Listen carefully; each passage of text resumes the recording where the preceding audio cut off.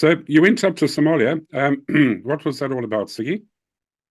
Um, so the UAE donated a squadron of hunters to their much poorer cousins in Somalia, and they had 9 hunters, including a T-bird, and 23 containers worth of spares. That, oh my God, Rhodesia would have given Oh, their IT for. Yeah. And anyway, so these hunters had been sitting in Mogadishu by the sea for like 18 months, just slowly rusting away. Um, and when I arrived there with Harry and a team of engineers, 5 engineers from Airwork, I saw these airplanes and I thought, oh, what have I let myself into? It's just me there. I was the only pilot there. So anyway, Harry said, don't worry, Chief, it's just surface corrosion and the oleos are deflated and the tires are flat. We'll sort them out. And they did. And our job was there to air test these hunters to see in what state they were and if it was feasible to carry on, to continue this operation. So we were there for a month and we did air tests. And the first air test that I did, I must say, I circled overhead Mogadishu airport. I didn't trust that airplane too much in case the engine failed and I would have been able to glide down. But they operated sweet. They flew straight. They were, our hunters in Rhodesia had worked very hard for very long. So the fatigue hours were much less than ours. And yeah, they were nice. They were really nice airplanes once we got them looking a bit better. And like I said, the spares, they had brand new 30 mil barrels, new canopies, stuff that you oh, wouldn't imagine. Yeah. And so I was there. Yeah, sorry. So that first month of October, we ascertained that 8 of the 9 aircraft we air tested were good, and it was good enough to continue the contract starting in 1984, March 1984. In those days, Somalia was still viable. I mean, my wife was with me, and she could safely walk down any street in Mogadishu without fear of being harassed or whatever. That was in '84. Just 5 years later, that's when they had Black Hawk Down, and people were shooting themselves, each other in the street. It was terrible. man, wow. Did the ejection seats work? That would have been my first question. They did, and like I said to you, I had to make use of one. Yeah, We tell us about that. Yeah, I'll tell you about that. So we were coming back from a place up north called Hargeisa. And well, it was me by myself, single aircraft. We'd had to do an engine change there. And we were coming back. We'd done the air test, flown it for a couple of sorties, and it was fine. So now returning back to base, which was a place called Baidoa. And at ATC, unbelievably in Somalia, I mean, nobody flies there. They said, can you descend down to 25,000? No problem. So down I went. At 25,000 feet, opened the thrust lever again. Nothing. It hadn't flamed out, but there was just not that customary acceleration that you always get in a Hunter when you open the throttle. And yeah, and I thought, oh, this is bad. And I knew straight away, this is very, very bad. And now we're over Indian territory, so to speak. There's good guys and bad guys down on the ground there who didn't like us. Somalia was in a almost civil war at that stage.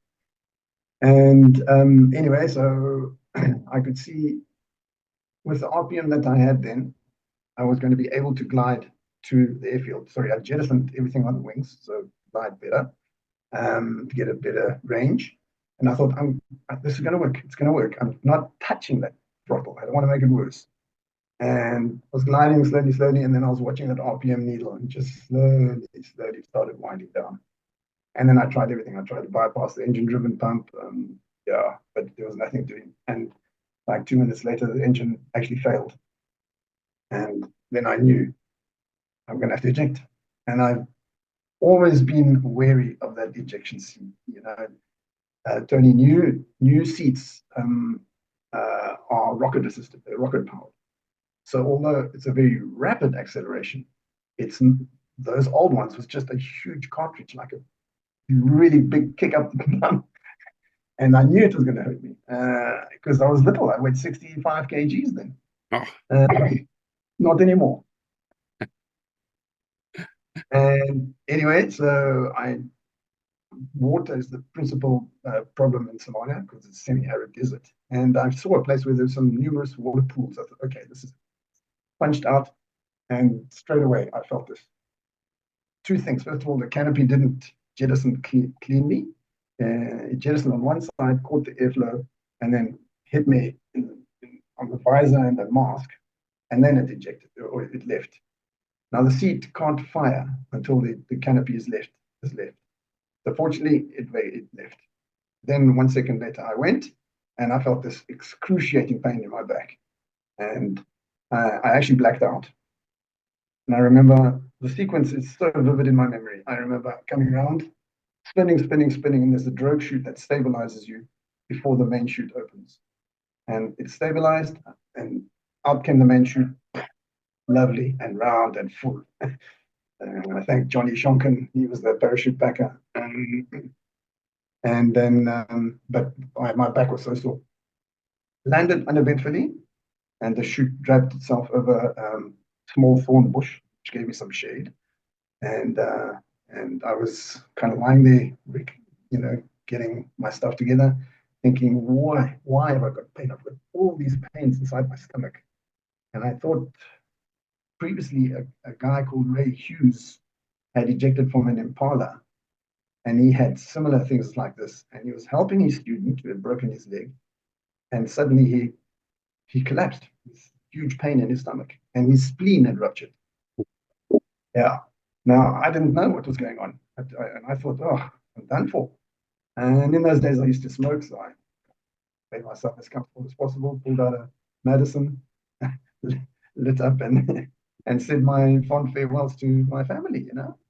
But an hour later, I was still alive. So I thought, okay, well, I'm not going to die. I would be dead by now. It was like that. So I went through the survival pack, got what I needed, and sure enough, as it is the norm in Africa, you could be anywhere in Africa, the most remote part of Africa, and two little black guys came around the corner and they saw me. So I was compromised. I couldn't run. My back. So it transpired later that I'd had 3 crushed vertebrae, so I was not running anywhere. And anyway, fortunately, these guys were good guys. And long story cut short, they took me to their village and put me up for the night. And then my guys came up in the morning and fetched me. Wow, man. Surely that was the design fault on the Hunter to have such a shock to the spine of the pilot? It was the old Mark IV seats, designed to save your life. That's it. And there were very severe limitations. You couldn't eject more than 45 degrees bank because you wouldn't survive that. And more than 10 degrees nose down, and I think 60 degrees nose up. So yeah. Nowadays you can actually eject inverted. Yes. You come out with your head between your legs, but you can go upside down. Man alive. So I believe that you got back to camp. Were those aircraft being used in attacks against the enemy at that time, or were you just fixing them up? So right from the beginning, our contract we were subcontracted to the Air Force. So we were employed as civilians. I wasn't in uniform. And our roles were twofold. One was to convert their existing pilots who were current on MiG-17s and 19s to convert them onto the Hunter. And number 2 was to provide defense from attack from Ethiopia. Okay. We did the training part, of course, that was cut and dried. We did see the Ethiopians soon after we got there, soon after we established the camp. They came and did a photo reconnaissance shoot with their MiG-23s. And yeah, and I remember that as well. I woke up on a Friday morning and I heard these jets, and I said, we don't fly on Fridays, and it's a Sabbath. And they did a photo reconnaissance shoot. And of course, after a PR shoot like that, 2 things are going to happen. One of 2. Either they're going to come and attack if they deem you a threat, or they will, prepare something in the future. So we had to send a counter, and we started patrolling up and down the border, playing cat and mouse games with their radar and our radar. Yeah, but we never mingled with them, which was probably fortunate. And Then, did you have aircraft missiles and on your planes? No. no, we modified one to accept a Russian atoll missile. That missile, it's a missile, but it's very limited. It's only a rear sector. It can't put more than 6G or something like that. So, and we only had one aircraft that was kitted out for that. But I mean, the guys made that happen in the bush, literally. Mm. So that was hats off to them. There was, to answer your question fully, of course, there was a war going on up in the north of Somalia. That's how this whole thing started. The north, which used to be British Somaliland, were wanting to break away from Italian, what used to be Italian Somaliland. And so they went up there and they beat them. No, man, it's terrible what happened there. And they sent us there. And we said, well, we have not signed up for this. We will not shoot on civilian targets. We will not. Don't ask us to do it. No, you don't have to do that. But if you see a tank that's shooting at you, I said, yeah, fair dinkum, yeah. But and they did have not tanks, but they had armored cars and they had these mobile missile launchers, which they regularly fired at the airbase there. So no, we never got involved in those skirmishes. But what they did was terrible. Yeah. Crumbs. And so was your wife prepared to live in a country while you were doing that? I mean, was she visiting Gucci shops while you were dodging MiG-23s? It's a bit surreal. Oh, so Jan was with us. She and another pilot's wife were the two ladies who were present there, and it was great to have them there. Really, it lightened the tone and made us talk a little bit more less coarse. You know? Somalia, there was nothing to do. We were at this little isolated base called Baidoa in the middle of nowhere, and we had 4 hours of electricity a day from a generator. It was very Spartan conditions. And then actually Jan fell pregnant in Somalia and went to Canada because Somalia is obviously not a great place to be doing those sort of things. So she went to Canada and she stayed there, yeah, from 87 onwards. And my ejection was in September 88. So who were the Somalians? They were the people that got independence from Italy, I suppose, from the colonial period? Yeah, so the powerhouse of Somalia was in Mogadishu, down in the south of the country, and they controlled the entire country. And there was some insurrection, shall we say, from the north, where they were rebelling against these guys. So they just went in there and hit them on the head very hard. Wow. Yeah, I can imagine that type of thing is very ruthless in Africa. The laws of the norm seem to go out the windows, don't they? Yep, and they just put a complete blanket on the press. You know, there was no one allowed there with a camera or anything like that. They just sorted out their problem.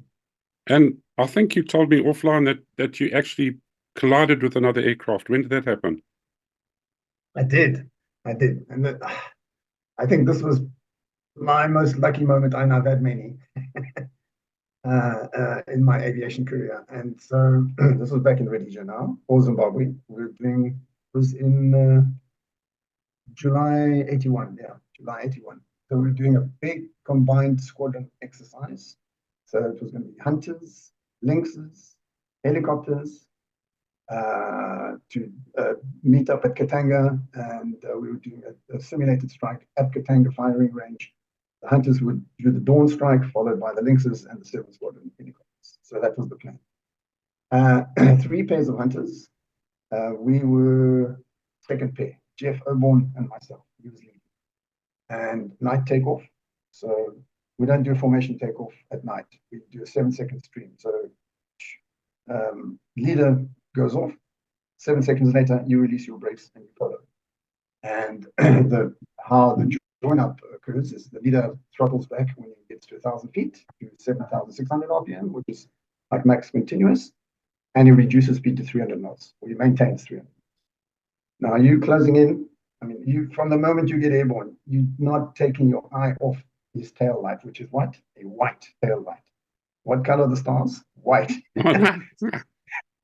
So you really got to keep your eye on him all the time. And the idea is to close in on him with a 20 knot or 30 knot overtake maximum. And then you eventually see his wing light, which if you're on the right side would be, of course, green. And yeah, and then you formate, and then it's an exercise of triangulation, especially on a dark night, and it's very not really. The Hunter wasn't really equipped. Mm. Modern day aircraft have proper formation lights on the side of the fuselage, which makes things a lot easier. Anyway, so I'm getting airborne, and I turn on the pressurization, and I notice that Jeff, my leader, is seeming to accelerate away, or he's going more obscure. And I said to him on the radio, I said, confirm 300 knots. And he said, affirm. And I looked down, just this is as quick as it was. Looked down, checked my speed was 350, throttled back, looked up, bam, there he was.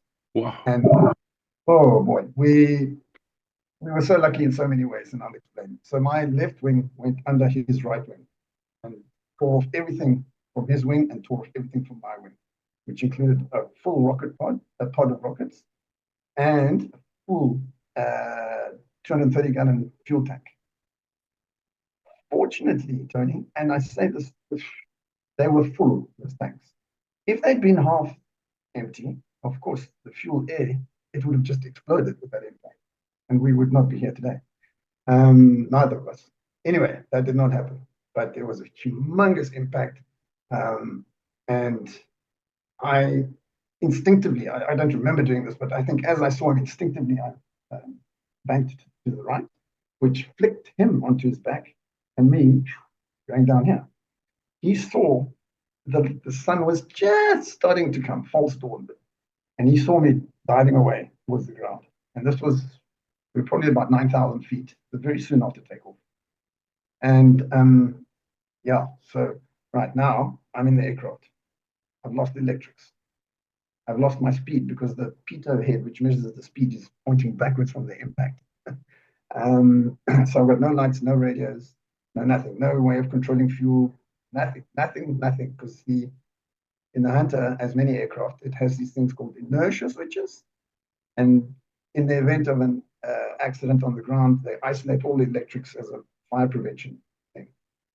Anyway, that's with the impact, they kicked in. So, oh, and we're manual controls, manual flight. So the hydraulically assisted controls are no longer there. You're flying this thing, which is doable. We used to break Citadel, but it's hard, especially if you've got 1 ton of fuel on one wing and no fuel on the other wing. So now I think I was about to eject. I was about to eject, and then I realized, hang on, wait a minute. I can still see the engine has its own tachometer generator. Still see that I've got an engine that's still functioning, and the horizon is just becoming visible.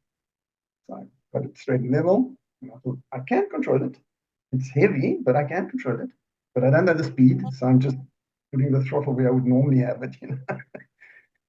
And now, I started heading back to Thornhill. And I can see it because, you know, it was very soon after takeoff. So I come back and I think, okay, I'm going to go, procedure is to go down the live side of the runway. So between the runway and the ATC tower, and make noise so that they know I'm there because I can't speak. They duly hear me and they say, oh, Jeff, in the meantime, he had not lost his electrics and he was able to say, hey, we've had a big problem here and I saw Siggy going down. In the meantime, they've launched the Lynx to come and do search and rescue for me, and they've kept the other Hunter squadron, the Hunter pair of Hunters on the ground.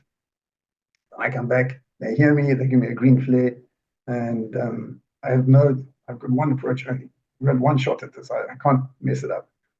So I come around, and how am I gauging my speed? Well, there's only one thing I can do. I cannot go any slower than full left aileron.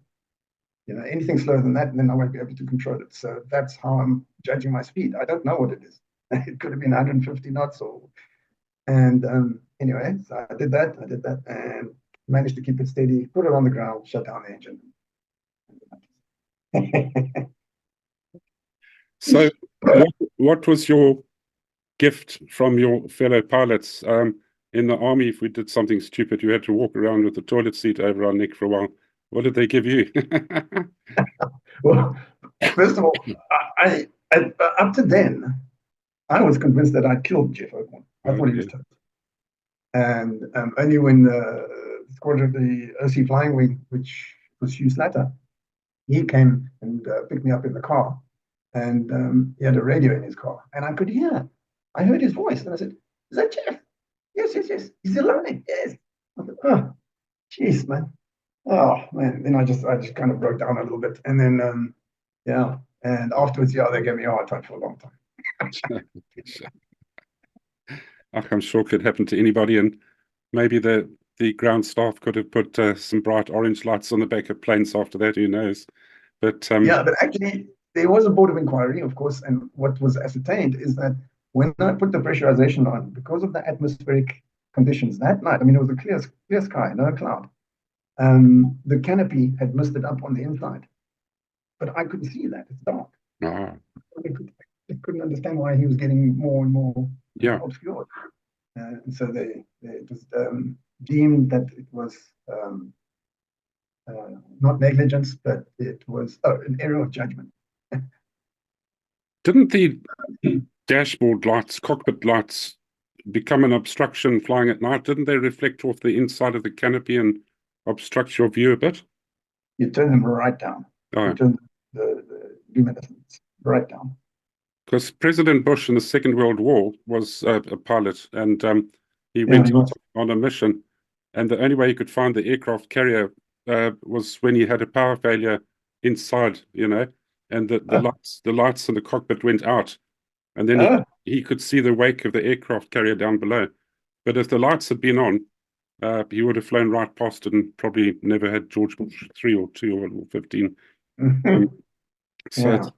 yeah, as a Christian, I call all these things a God incidents. God looks after us in ways that we can't comprehend. For sure. We've been talking quite a while now, but I'd like to just wrap up with a 5-minute talk. I believe you became a captain on an Airbus or a 747 or something after that. Yes. So Somalia came to an end in 1988. Went to Canada. Then I did a sabbatical of flying, not by choice, but just because there was no jobs. I finally did my commercial exams and flight tests, but there was no jobs. So then we did 3 winters in Canada, and I said, no, this is too cold for me, man. I can't. Yeah. And came back to South Africa, where right to this house, 1990, and for 5 years I didn't fly. Well, I kept my license going, but there were no jobs. And out of the blue, my safety line came from MK Airlines. And in a nutshell, I started there on the DC-8. Remember the DC-8, the old, like a 707? Was that Mike Kruger Airlines? The very one. Oh, his brother was a very good friend of mine at school. Yeah, Mike. Yeah. Okay. Yeah, Yeah. he started that airline and eventually ended up with a few jumbos, I believe. Yep. So a couple of years on the DC-8, and then a couple of years on the 7.4 right seat, and then in the left seat in the 7.4. Loved it. And Loved MK. was that cargo or passenger? Just cargo. Just cargo. Yeah, that was even better. Mm. Yeah, so that, and then unfortunately, well, MK has also its problems, big problems. But anyway, that's another matter. And in 2010, they unfortunately had to close their doors. Mm. And then so I was there for 13 years, and then I joined Air Atlanta. Fortunately, they were looking for guys, and I stayed there for 13 years, and ended up on the 747 400, which was beautiful. And that was passenger? Passenger? Passenger and cargo. So we do passenger flights for Saudi Arabian Airlines and cargo for various companies. Yeah. I'm a pretty vain person. I think if I'd been a captain in a 747 passenger aircraft, I would have always had to walk to the coffee shop at the back there to so all the passengers can see my bars, especially the ladies, eh? I suppose it would depend on the passengers that you have. That's all I'll say. Yeah, some of them could be pretty nasty. But Yeah. I think it's been a lovely talk, and I've learned a lot about what pilots went through in the Air Force, and I've always held you guys in very high regard, and I'm sure every trip you're on the ground is kissed your feet symbolically many times for saving them from a hard place. But thank you for coming forward to talk. I really want other pilots to come forward and talk because your experiences are just incredible. So, Siggy, unless you've got anything else you'd like to share with us, I think we can end it here. Tony, I just want to say thank you to you and Hannes and the whole team there in putting this all together. It is so important because I'm retired now, and 20 years from now, the whole Rhodesia thing is nothing. Nobody will know about it. Absolutely. And, I'm struggling to find people to talk. I'm not ashamed of admitting that. For every person we have talking, I've approached 6 or 7. And it's age, and guys don't even know how to switch their computers on. And we're rapidly losing all these experience. They'll be gone. So I want to encourage. I'm sure you found this talk quite cathartic, and it hasn't been difficult. And I hope that other guys see that it's not difficult to talk about your experiences. No, it's not. Especially as I'm in the throes, as I told you, of writing my book.